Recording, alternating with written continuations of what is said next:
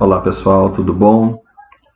Bom, a gente está passando por aqui para rever com vocês alguns pontos importantes dentro dessa unidade da nossa matéria, que é o controle de constitucionalidade. Muito bom.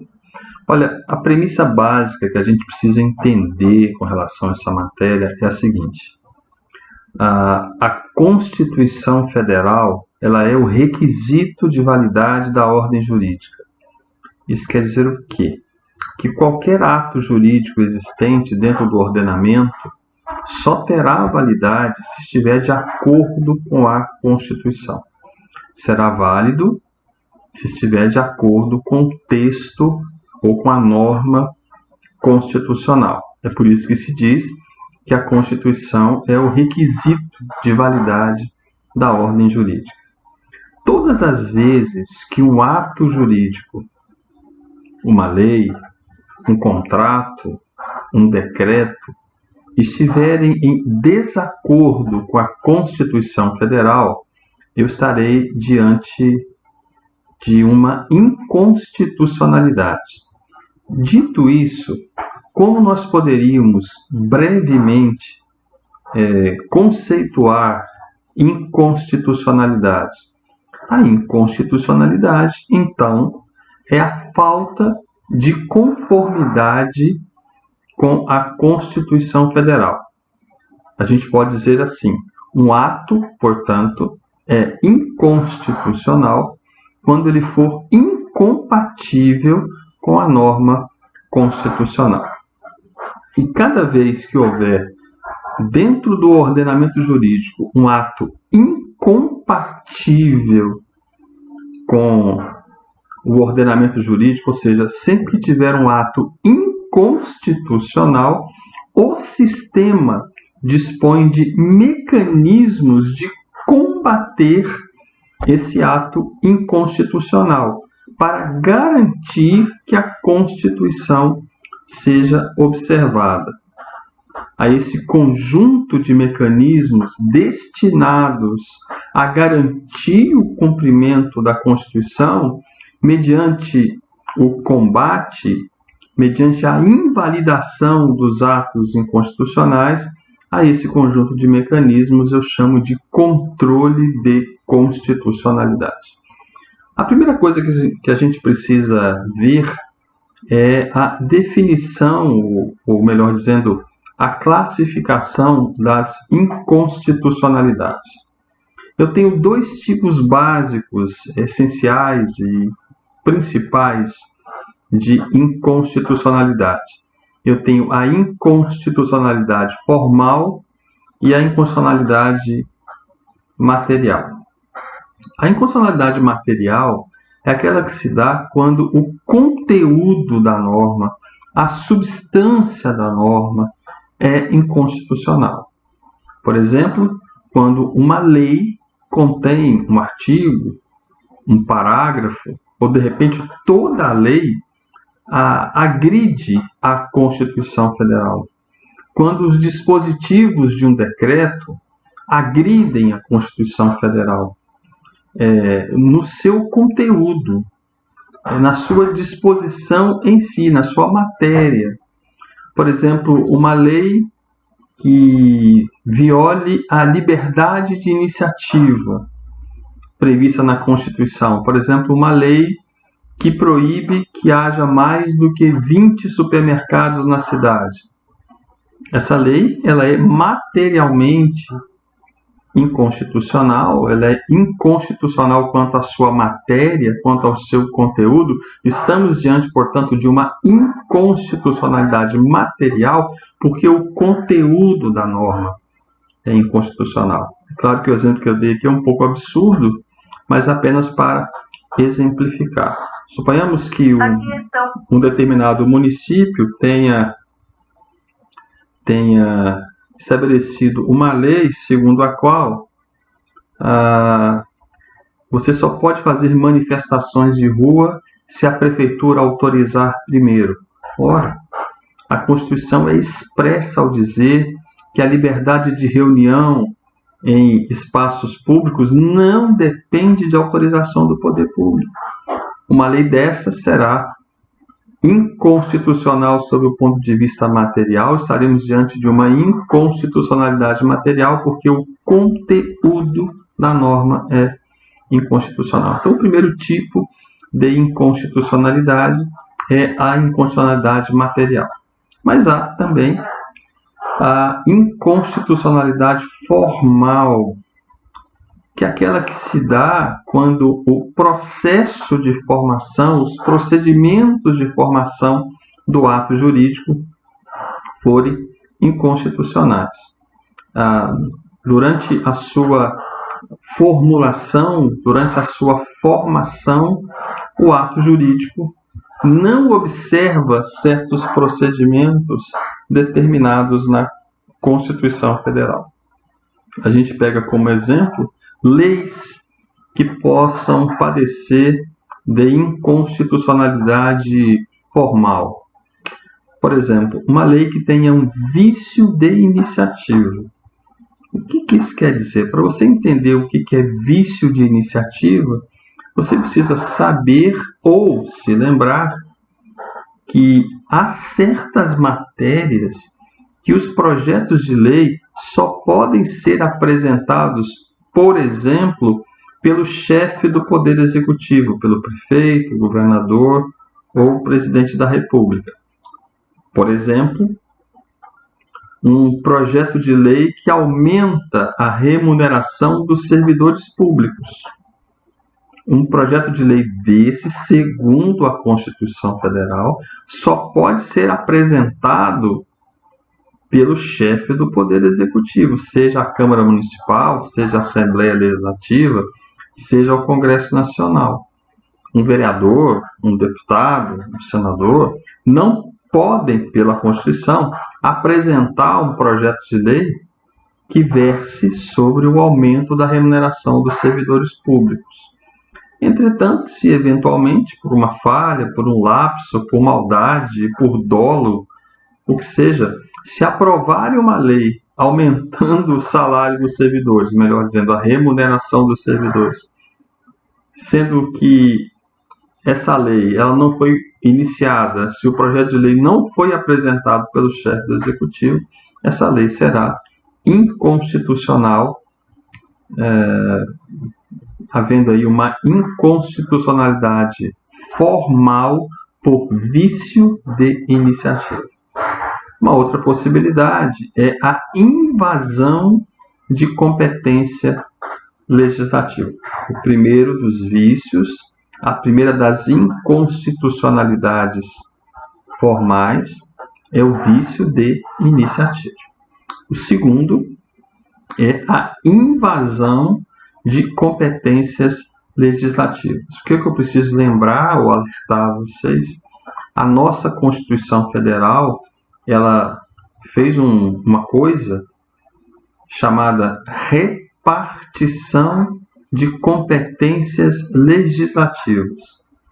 Ela disse sobre o que a União faz leis, sobre o que os estados fazem leis, sobre o que os municípios fazem leis.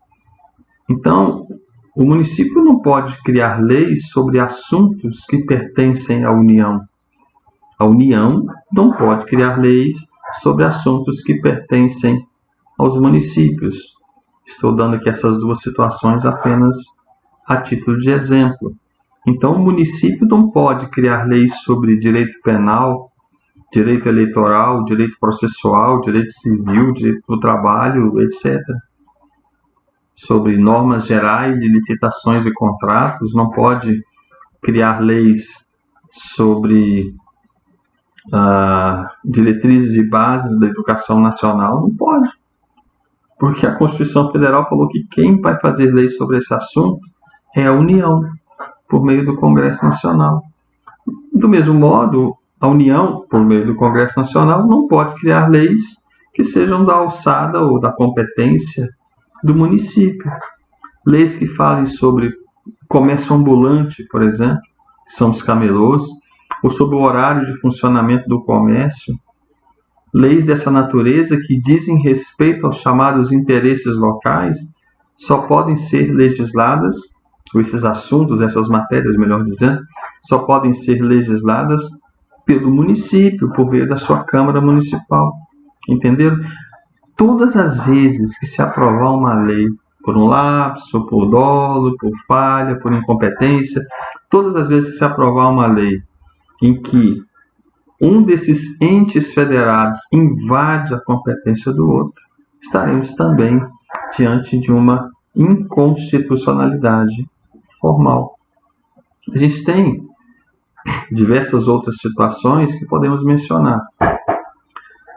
Por exemplo, a Constituição, para certos assuntos, ela exige lei complementar, que é aquela lei para cuja aprovação se exige maioria absoluta.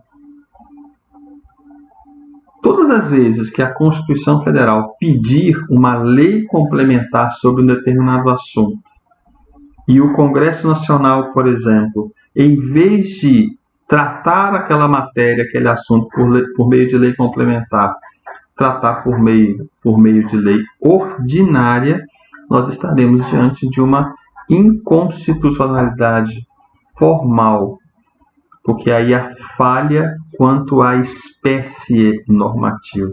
Esse é o terceiro tipo, a falha quanto à espécie normativa. A espécie normativa exigida foi lei complementar, e por uma falha do parlamento, quando eu falo parlamento eu me refiro a câmaras municipais, assembleias legislativas e Congresso Nacional, por uma falha do parlamento, em vez de ser a lei complementar que a Constituição exige, aprovou-se por lei ordinária. Vale lembrar que as leis complementares exigem maioria absoluta, que quer dizer mais da metade do total de membros daquela casa legislativa, enquanto as leis ordinárias exigem mais da metade dos que estiverem presentes na sessão no momento em que a lei é votada, desde que haja um quórum mínimo para o funcionamento daquela sessão. Observe, nós temos aqui então mais um vício, um tipo de inconstitucionalidade formal. Uma quarta hipótese que a gente quer colocar para vocês é a hipótese de violação da regra da irrepetibilidade. O que é isso?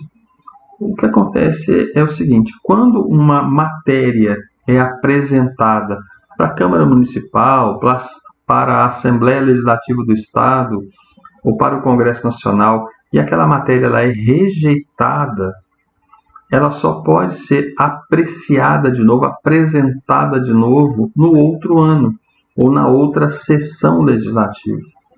Se eventualmente, por uma falha, por um lapso, por incompetência, por dolo, a matéria for reapresentada na mesma sessão legislativa, ou seja, no mesmo ano, e for aprovada, a matéria já foi rejeitada naquele mesmo ano, aí apresentada de novo e foi aprovada, essa lei será inconstitucional, porque aquela matéria só poderia ter sido apresentada no ano seguinte.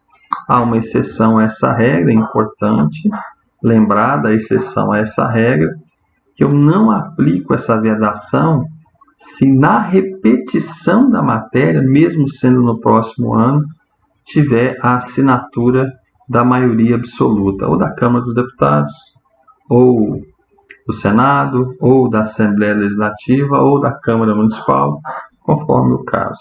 Enfim, a matéria foi rejeitada, mas depois ela voltou com o apoio da maioria absoluta dos deputados federais, por exemplo, aí pode, desde que tenha assinatura, o apoio da maioria absoluta. Se não, eu tenho que observar essa regra da irrepetibilidade e, por essa razão,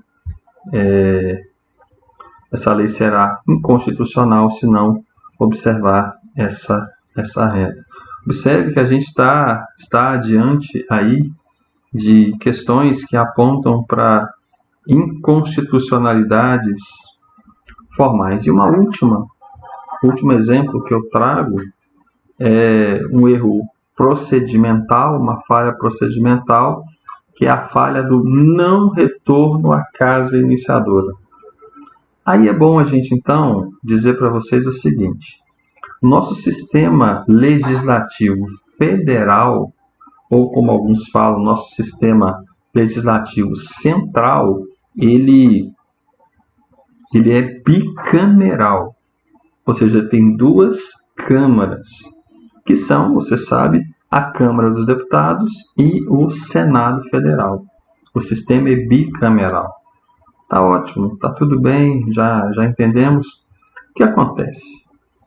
O projeto de lei, ele sempre começa em uma das duas casas, ele não começa das duas ao mesmo tempo, ele começa em uma e depois vai para outra. Se o projeto de lei foi apresentado por um senador, aquele projeto de lei começa a tramitar no Senado. Em qualquer outro caso, ele começa a tramitar na Câmara dos Deputados. Vamos aqui no comum, que é os projetos de lei começarem a tramitar na Câmara dos Deputados. Então, vamos supor que a Câmara dos Deputados aprove o projeto de lei. Aprovou. Como o sistema é bicameral, tem duas câmaras, o que vai acontecer? Uma vez aprovado o projeto na Câmara dos Deputados, ele tem que ser encaminhado ao Senado. Vamos supor aqui, no exemplo, que o Senado aprove também. A Câmara aprovou, veio para o Senado aprovou também. Só que tem um detalhe: o Senado aprovou, mas com modificações. Ele resolveu mudar uma coisinha aqui, outra ali, alterou um parágrafo aqui, uma linha lá, um inciso acolá, fez mudanças no texto. Pela Constituição Federal, quando a Casa Revisora, que no exemplo dado será o Senado, quando a Casa Revisora altera o projeto de lei, ele precisa retornar à Casa Iniciadora. Só depois, então, que a Casa Iniciadora disser se aceita ou não as modificações feitas pela Casa Revisora, só aí o projeto de lei vai para o presidente da República para ele vetar ou sancionar. Mas vamos supor que por uma falha, por dolo, por incompetência, etc., por um descuido, a Casa Revisora, no exemplo dado aqui, o Senado, aprova a lei com modificações, em vez de voltar para a Câmara dos Deputados, como exige a Constituição, manda direto para o presidente da República e o presidente sanciona a lei e ela é publicada e entra em vigor. Essa lei será inconstitucional, porque não obedeceu à regra do retorno à casa iniciadora, que acontece sempre que a lei aprovada tiver modificações pela Casa Revisora. É mais uma inconstitucionalidade formal. Então, eu dei aqui exemplos de inconstitucionalidades formais que viciam a lei. A gente pode falar ainda, e é importante lembrar, algumas questões importantes quando a gente trata de inconstitucionalidades. Questões relevantes que eu quero que vocês pensem direitinho e prestem atenção, então, no que eu vou lhes dizer. No Brasil, não existe, não se tolera no nosso ordenamento a ideia da inconstitucionalidade superveniente. O que isso quer dizer? Isso quer dizer que se uma lei, no momento em que ela foi aprovada, no momento em que ela entrou em vigor, ou no momento em que ela foi publicada, fica melhor assim, se a lei, no momento em que ela foi publicada, estava de acordo com a Constituição vigente nessa época, ela continuará sendo uma lei constitucional e válida para sempre. Aí alguém me pergunta: professor, mas se vier uma Constituição nova, ou se alterarem a Constituição de tal maneira que essa lei não é mais compatível com a nova Constituição, ela não é mais compatível com as mudanças que houve na Constituição, os textos não combinam mais, ela não foi recepcionada pela nova Constituição ou pela nova emenda constitucional, isso não faz com que ela se torne uma lei inconstitucional? Eu lhe respondo, não. Ela não se torna inconstitucional. Nenhuma lei se torna inconstitucional. Se ela for inconstitucional, ela é inconstitucional desde o seu nascedouro. Então preste atenção nisso aqui. Se eu quero saber se uma lei é inconstitucional, eu tenho que olhar se ela era ou não no momento em que ela foi publicada. Se naquele momento ela estava de acordo com a Constituição que estava em vigor naquela data, essa lei será para sempre constitucional. Se vier uma Constituição nova ou emendas à Constituição, que agora sim o texto da lei vai ficar incompatível, nem assim ela se torna uma lei inconstitucional. Mas o que acontece com ela? Ela simplesmente será revogada. Isso é importante? Há uma diferença importante nisso aí, em ela se tornar inconstitucional por uma, repito, inexistente no direito brasileiro, inconstitucionalidade superveniente. Há uma diferença entre isso, entre tornar-se inconstitucional e ser revogada? Sim, porque se eu digo que ela é inconstitucional, essa declaração de inconstitucionalidade, a gente vai reforçar daqui a pouco isso, retroage ao nascimento. Mas se eu estou tratando de revogação, a revogação é só daqui para frente, a revogação não retroage nunca. Percebeu? Então, não existe no direito brasileiro a figura da inconstitucionalidade superveniente. Ela não existe. Ok? Beleza. Toda inconstitucionalidade no direito brasileiro ela é originária. A lei só é inconstitucional se na sua origem, no momento do seu nascimento, era. Ela não se torna depois. Ela pode ser revogada por uma Constituição nova, mas é uma outra situação. Outra questão que é bom lembrar aqui, essa questão das inconstitucionalidades, é que não existe também no Brasil a inconstitucionalidade indireta ou reflexa. O que seria a inconstitucionalidade indireta ou reflexa? Seria aquele caso em que não é que a lei está violando a Constituição, não, até que a Constituição não está sendo violada, mas uma lei que regulamenta a Constituição é que está sendo violada. Logo, estamos diante de uma inconstitucionalidade indireta ou reflexa. Isso vale para o Brasil? Não, não vale. Vamos supor que um determinado município aprove uma lei que é contra a lei de responsabilidade fiscal, ou é contra o Estatuto da Cidade, que é a Lei 10.257, e que regulamenta o artigo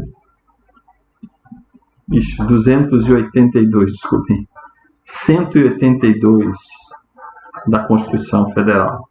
Vamos imaginar, então, que aconteça isso. O Estatuto da Cidade, ele regulamenta o artigo 182 da Constituição Federal, e aí lá, uma determinada cidade aprova uma lei que vai contra o Estatuto da Cidade. Aí eu falo assim, tá vendo? Se violou uma lei que regulamenta a Constituição, indiretamente violou a própria Constituição. Eu digo para você, não. Não existe essa inconstitucionalidade indireta no direito brasileiro. Numa situação como essa, em que uma lei municipal, pode ser uma lei estadual também, ou uma lei federal, está em desacordo com uma lei que regulamenta a Constituição, como o Estatuto da Cidade ou a Lei de Responsabilidade Fiscal, a crise, no caso, não será uma crise de constitucionalidade, mas uma crise de legalidade. E crise de legalidade não reclama por controle de constitucionalidade, que portanto não é um assunto que nos interessa. Beleza? Então não existe, anote isso aí, não existe inconstitucionalidade indireta ou reflexa no direito brasileiro.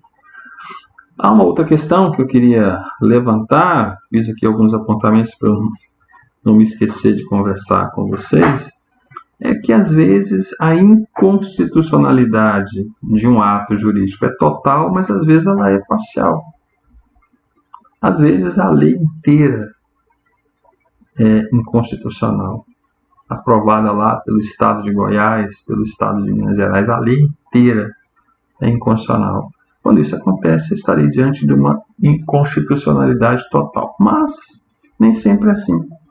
Às vezes é só um parágrafo que é inconstitucional, às vezes é só um artigo que é inconstitucional, às vezes é só um inciso, é só uma linha, é só um item. Eu vou dizer para vocês, às vezes é só uma palavra que é inconstitucional, às vezes um não torna o dispositivo inconstitucional, aí eu vou lá e declaro o não inconstitucional. É possível? É. E sempre que isso acontece, eu estarei diante de uma inconstitucionalidade parcial.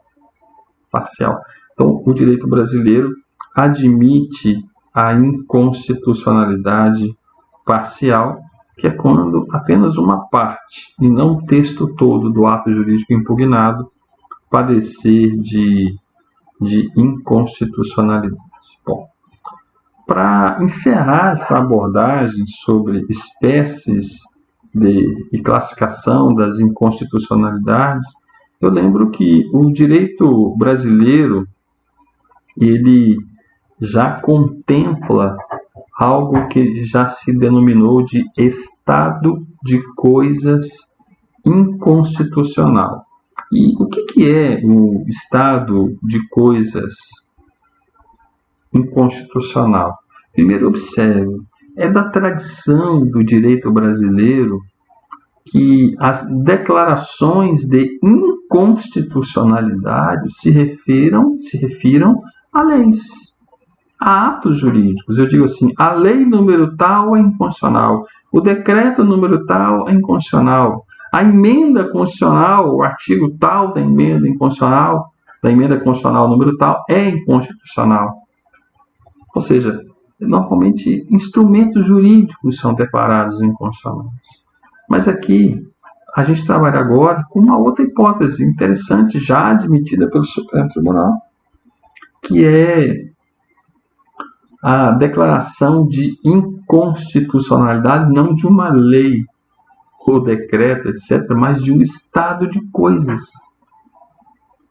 Às vezes, o desrespeito aos direitos humanos se dá de maneira tão massiva, de maneira tão grave, em que o Estado revela uma inaptidão, uma incapacidade tão grande de resolver o problema, que a Suprema Corte, no caso o Supremo Tribunal Federal, não tem outro caminho a não ser dizer, olha, esse estado de coisas que a gente está assistindo, ele viola, ele agride a Constituição Federal.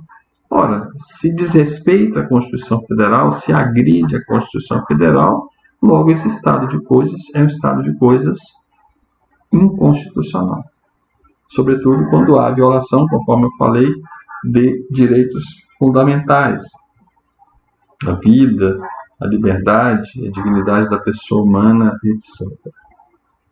Então, a gente tem um exemplo aí clássico no Brasil, que é uma situação real, que está ainda pendente de manifestação final do Supremo Tribunal, que é o caso do sistema penitenciário, do sistema carcerário, ou da situação da população carcerária brasileira, em condições desumanas, de violação de direitos fundamentais, da dignidade da pessoa humana.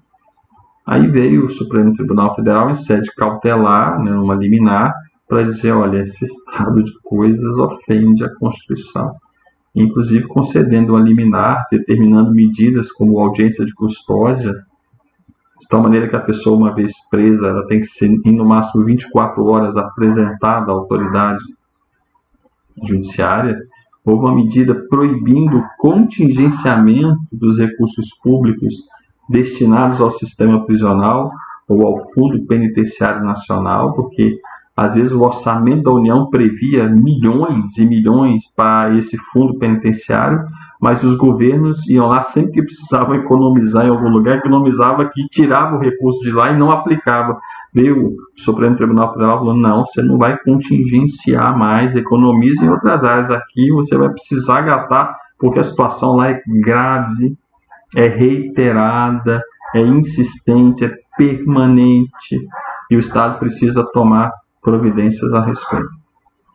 Estado de coisas inconstitucional. Então, é um tipo de inconstitucionalidade quando um estado de coisas, se não uma lei determinada, é o estado de coisas que agride a Constituição Federal. Bom, dito isso, a gente passa agora para o controle de constitucionalidade, propriamente dito. Lembrando, reiterando o que eu já disse aqui logo no começo dessa conversa, quando eu afirmei que o controle de constitucionalidade é o conjunto de mecanismos por meio dos quais se busca assegurar o efetivo cumprimento das normas constitucionais vigentes. O controle de constitucionalidade no Brasil, ele pode ser político e ele pode ser judicial, para começar. Sim, há o controle judicial, que é aquele que se opera perante ações judiciais, em que o poder judiciário se manifesta sobre a constitucionalidade ou inconstitucionalidade de um determinado ato jurídico, mas há também o controle político, que é aquele em que uma comissão de Constituição e Justiça da Câmara dos Deputados emite um relatório contrário à aprovação de um projeto de lei porque ele é inconstitucional e esse projeto é arquivado. Controle político de constitucionalidade. Ainda quando o prefeito de uma cidade ele veta um projeto de lei sob o fundamento de que aquele projeto de lei é inconstitucional, é um controle de constitucionalidade feito pelo chefe do Poder Executivo, logo um controle político.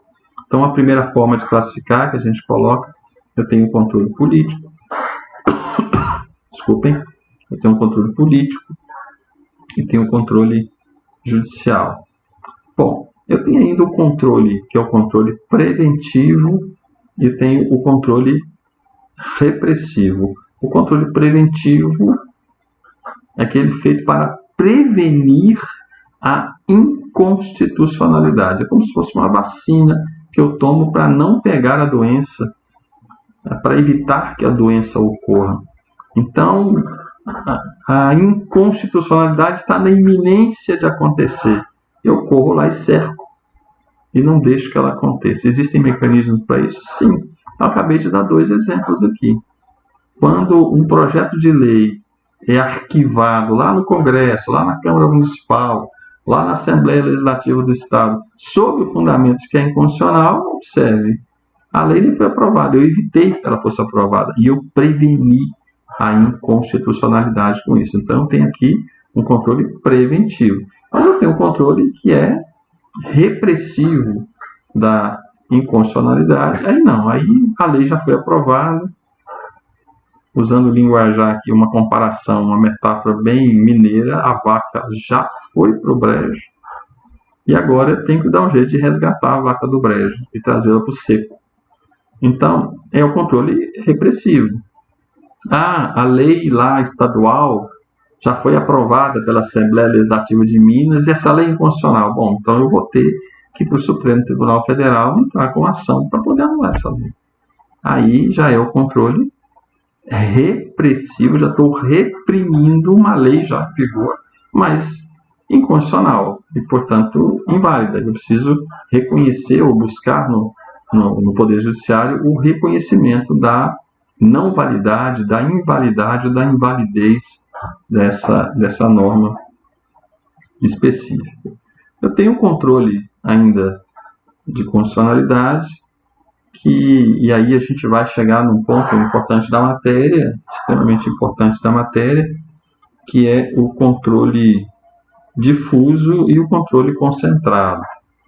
Conforme nesse ponto específico eu disse para todos vocês, sobre o controle concentrado, o que é preciso saber, por enquanto, é apenas isso, que o controle concentrado é aquele que se opera em tribunais de cúpula e por meio de ação direta. Tentando dizer a mesma coisa de um outro modo, o controle concentrado é aquele que se opera ou no Supremo Tribunal Federal ou no Tribunal de Justiça do Estado, e por meio de ações específicas elencadas no direito brasileiro como ação direta de inconstitucionalidade genérica, ação direta de inconstitucionalidade por omissão, ação direta de inconstitucionalidade interventiva, ação declaratória de constitucionalidade e a arguição de descumprimento de preceito fundamental.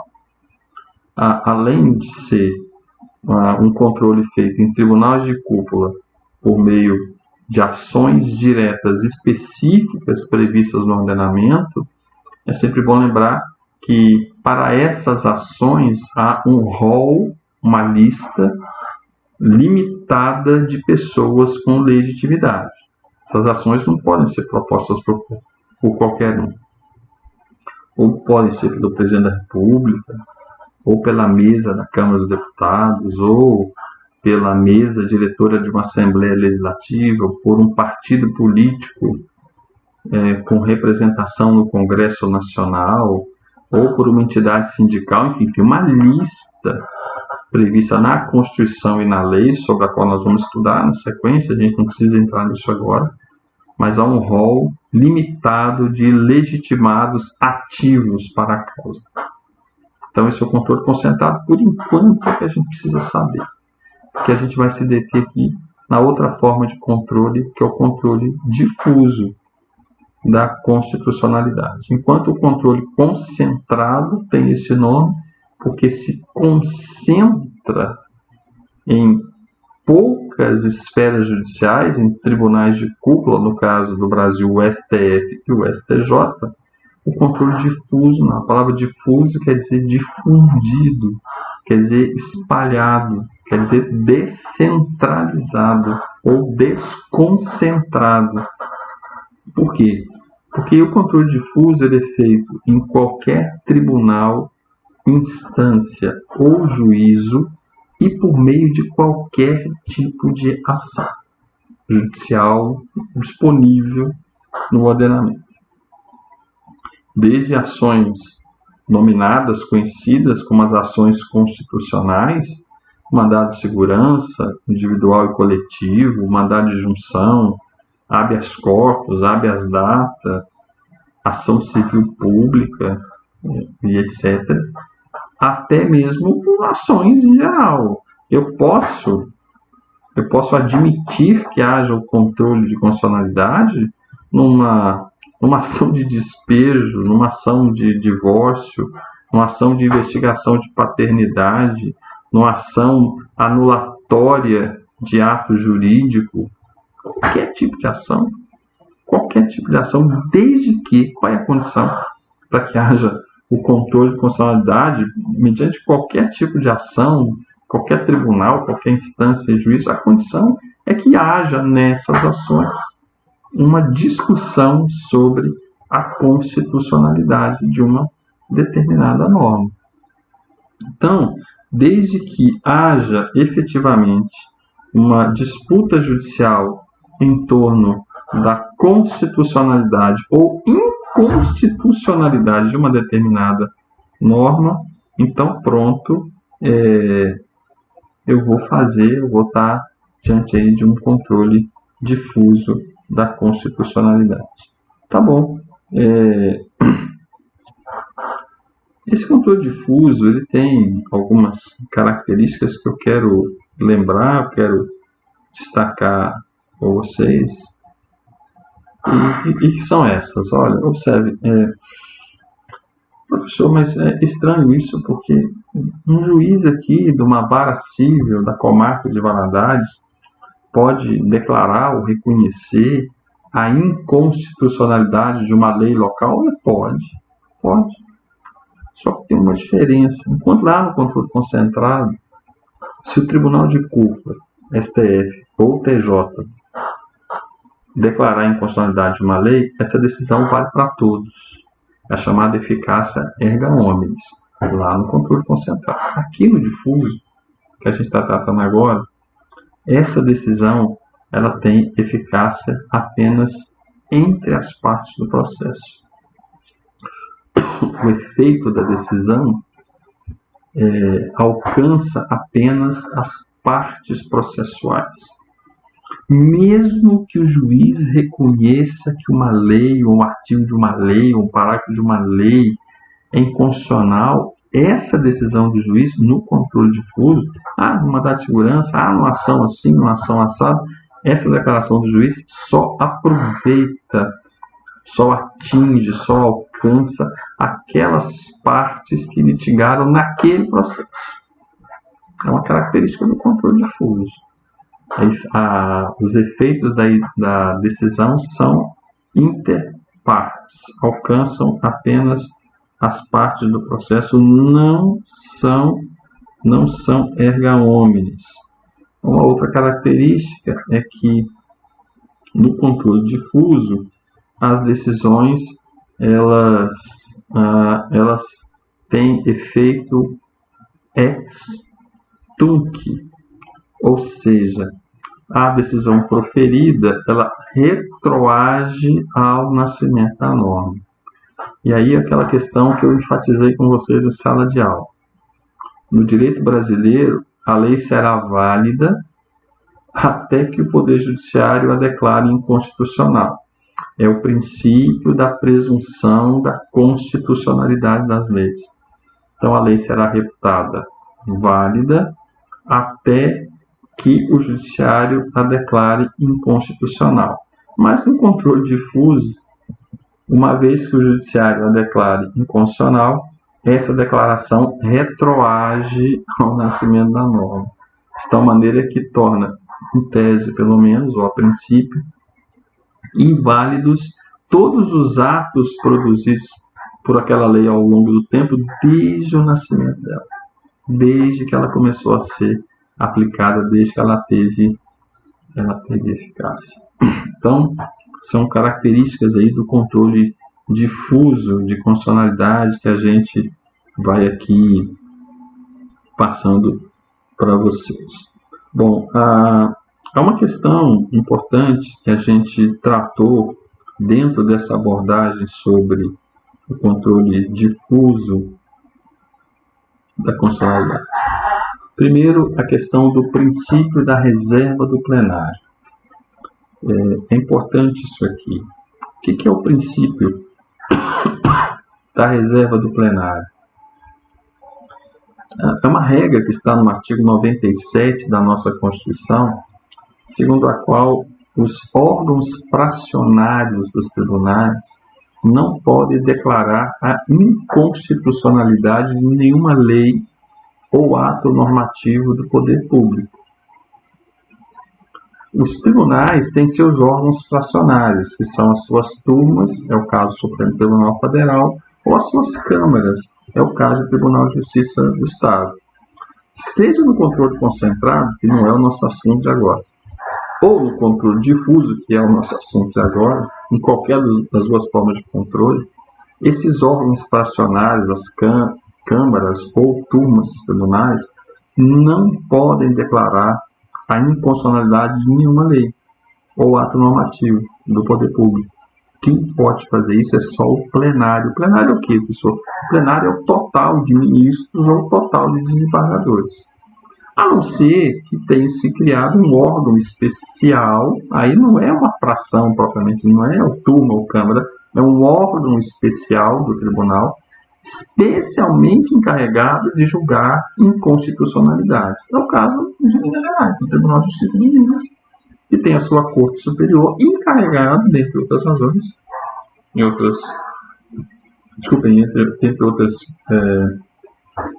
competências, de julgar inconstitucionalidade ou constitucionalidade de normas. Então, o princípio da reserva do plenário, ele é importantíssimo você se lembrar disso, porque significa justamente isso, que só o plenário do tribunal, em regra, pode declarar a inconstitucionalidade de uma lei ou ato normativo do poder público. Há uma questão aqui importante que eu falei, estou me lembrando que agora, às vezes eu vou falando e fico aqui com a luzinha vermelha acionada, né?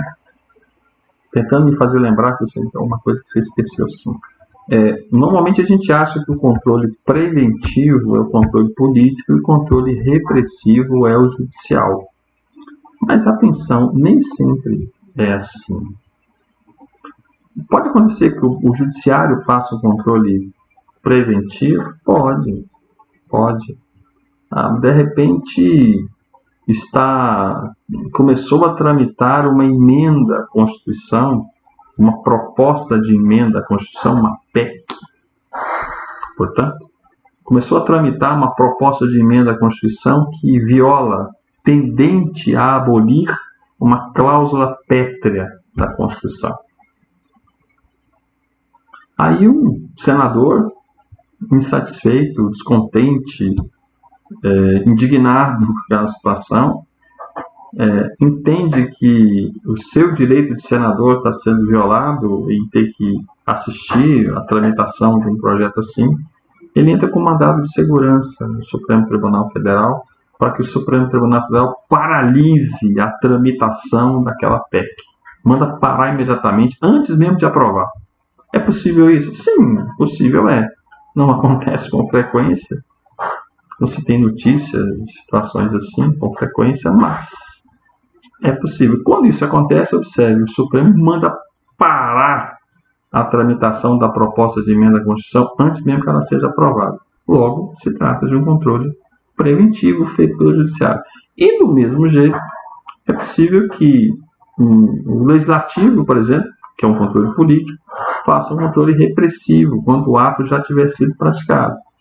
Um exemplo que a gente dá é o seguinte: a Constituição diz que o presidente da República pode emitir decretos para regulamentar leis. É uma competência que a Constituição Federal dá ao presidente da República. Mas suponhamos que ele solte um decreto em que ele usurpa, ultrapassa, extrapola o limite da sua competência constitucional. E o Congresso Nacional, especificamente o Senado, vai lá e susta.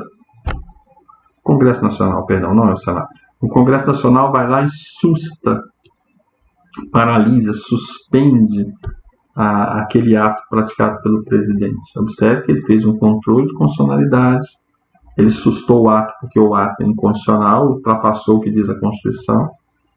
Entretanto, apesar de ser um controle político, foi um repressivo. O ato já tinha sido efetivamente praticado. Eu me lembro que, para encerrar, e a gente aproxima aqui de encerrar a nossa breve conversa, de uma recapitulação daquilo que conversamos, e temos conversado por esses dias, duas questões que eu lembrei. Primeiro, a questão da súmula vinculante.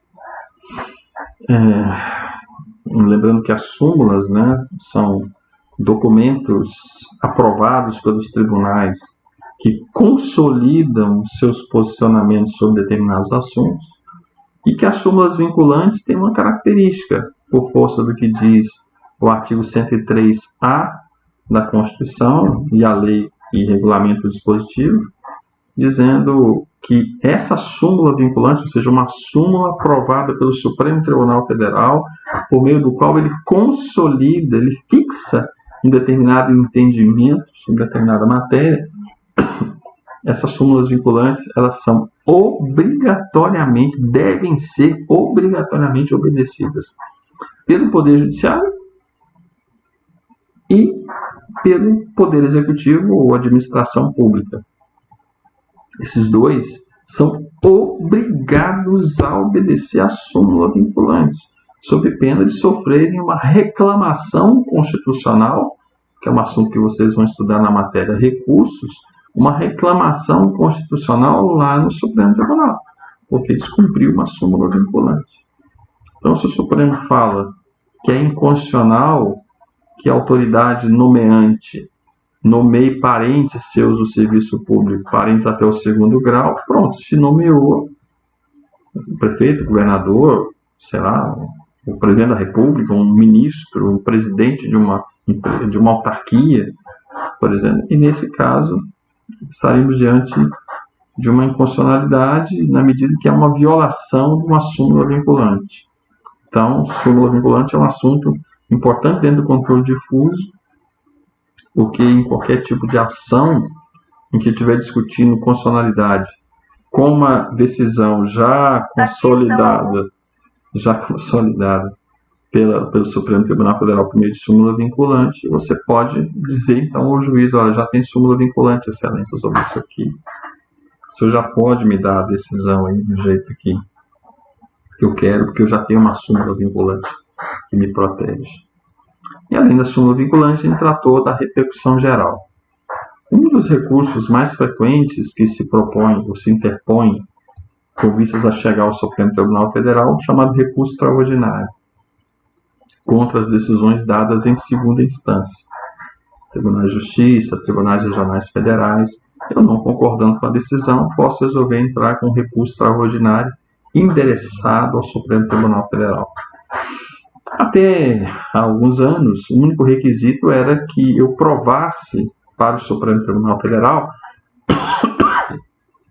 que há uma questão constitucional sendo debatida.